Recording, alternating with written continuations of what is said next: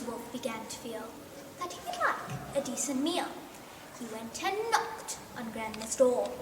When Grandma opened it, she saw the sharp white teeth, the horrid grin. And Wolfie said, "May I come in?"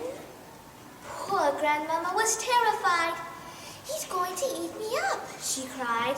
And she was absolutely right. He ate her up in one big bite. But Grandmama was small and tough, and Wolfie wailed, "That's not enough. I haven't yet begun to feel that I've had a decent meal." He ran around the kitchen yelping, "I've got to have another helping." Then added, with a frightful ear, "I'm therefore going to wait right here till little Miss Red Riding Hood comes home from walking in the wood." He quickly put on Grandma's clothes. Of course, he hadn't eaten those. Dressed himself in coat and hat, put on shoes, and after that, he even brushed and curled his hair.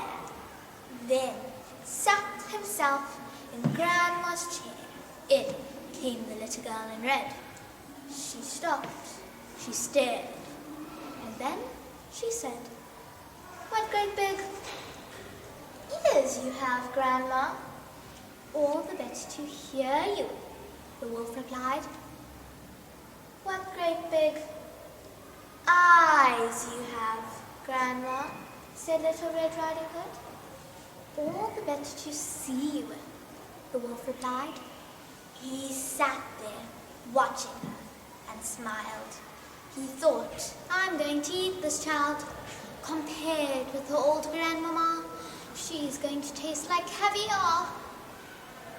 Then Little Red Riding Hood said, "But Grandma, what a lovely, great big furry coat you have on." "That's wrong," cried the wolf. "Have you forgot to tell me what big teeth I've got?" "Ah, well, no matter what you say, I'm going to eat you anyway." The small girl smiles. One eyelid flickers. She whips a pistol from her knickers. She aims it at the creature's head. Bang, bang, bang, shoots him dead. A few weeks later, in the wood, I came across Miss Riding Hood. But what a change! No cloak of red, no silly hood upon her head.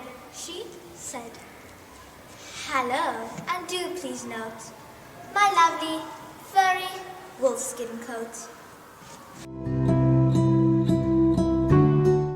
Jack and the Beanstalk by Roald Dahl. Jack's mother said, "We're stony broke. Go out and find some wealthy bloke who'll buy our cow to say she's sound and worth at least £100. But don't you dare let him know that she's as old as Billy O." Jack led the old brown cow away and came back later in the day and said, "Oh, Mumsy dear, guess what your clever little boy has got? I really don't know how, a super trade for our cow." The mother said, "You little creep, I bet you sold her much too cheap." When Jack produced one lousy bean, his startled mother, turning green, leapt high up in the air and cried, "I'm absolutely stupefied. You crazy boy, do you really mean you sold that daisy for a bean?" She snatched the bean, she yelled, "You chump," and flung it onto the rubbish dump. And then summoning up all her power, she beat the boy for half an hour, using, and nothing could be meaner, the handle of a vacuum cleaner. At 10 p.m. thereabouts, the little bean began to sprout. By morning it had grown so tall you couldn't see the top at all. Young Jack cried, "Mum, admit it now, that's better than a rotten cow." The mother said, "You lunatic, where are the beans that I can pick? There's not one bean as bare as bare." "No, no," Jack cried. "You look up there and you'll behold each single leaf is solid gold." By gollikins, the boy was right. Now, glistening in the morning light, the mother actually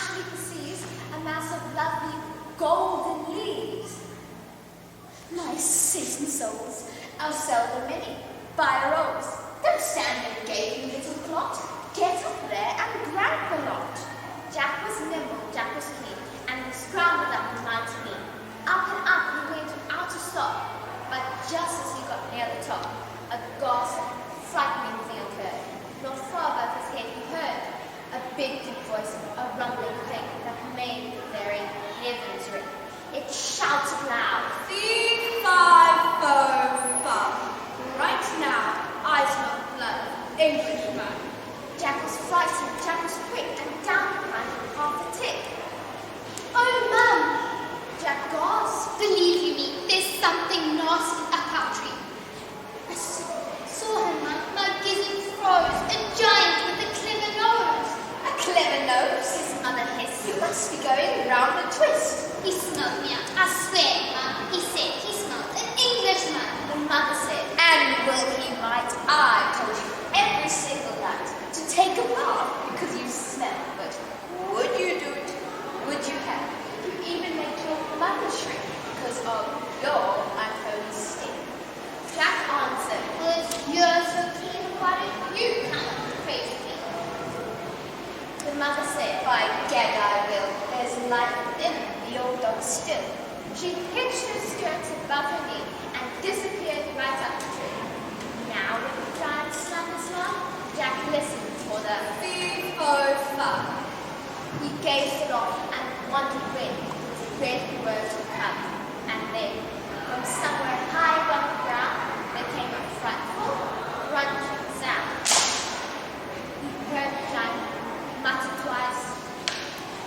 My gosh, that tasted very nice. Although, Under his grumbling tones. I wish there weren't so many bones. But Christopher! Jack cried. By God, the giant's eaten up my mum. He smelled her up. She's in his belly. I had a hunch that she was smelly. Jack stood there, gazing longingly upon the huge and golden tree. He murmured softly, Holy gosh, I guess I'll have to take a wash if I'm going to climb that tree without the giant smelling me. In fact, a bath's my only hope. Jack rushed indoors and grabbed the soap and scrubbed his body everywhere. He even washed and rinsed his hair. He did his teeth, he blew his nose, and went out smelling like a rose. Once more he climbed the mighty moon. The giant sat there, rose of sea, muttering through his vicious teeth while Jack sat tensely beneath him, muttering loud. Fee, fi, fo, fum. Right now, I can't smell anyone. Jack waited till the giant slept, then out along the boughs he crept, and gathered so much gold, I swear he was an instant millionaire. A bath, he said, does seem to pay. I'm going to have one every day. Scene 31, Heir of Slytherin. Chamber of Secrets by J.K. Rowling. Jenny? Jenny! Oh, Jenny, please don't be dead. Wake up! Please, wake up! She won't wake. Riddle. What do you mean she won't wake? She's not. She's still alive, but only just. Are you a ghost? A memory, preserved in a diary of 50 years. She's cold as ice. Jenny, please don't be dead. Wake up, please, wake up. You've got to help me, Tom. There's a basilisk. It won't come until it's called. Give me my wand, Tom. You won't be needing it. Listen, we've got to go. We've got to save her. I'm afraid I can't do that, Harry. You see, as poor Ginny grows weaker, I grow stronger. Yes, Harry, it was Ginny Weasley who opened the Chamber of Secrets. No, she couldn't. She wouldn't. Ginny Weasley, who set the basilisk on the mudbloods, and Filch's cat. Ginny, who wrote the threatening messages on the walls. But why? Because I told her to. You'll find I can be very persuasive. Not that she knew what she was doing. She was in, shall we say, a kind of trance. Still, the power of the diary began to scare her, and she tried to dispose of it in the girls' bathroom. And then Who should find it but you, the very person I was most anxious to meet? But why would you want to meet me? I knew I had to talk to you, meet you if I could. So, I decided to show you my capture of that brainless oaf Hagrid, to gain your trust. Hagrid's my friend, and you framed him, didn't you? It was my word against Hagrid's. Only Dumbledore seemed to think that he was innocent. I'll bet Dumbledore saw rats through you. He certainly kept an annoyingly close watch on me after that. I knew it wouldn't be safe to open the chamber again while I was still in school. So, I decided to leave behind a diary, preserving my 16-year-old self in its pages, so that one day I could lead another to finish Salazar Slytherin's noble work. But we haven't finished it this time. In a few hours, the Mandrake's Wrath will be ready, and everyone who was petrified will be a rat again. Haven't I told you?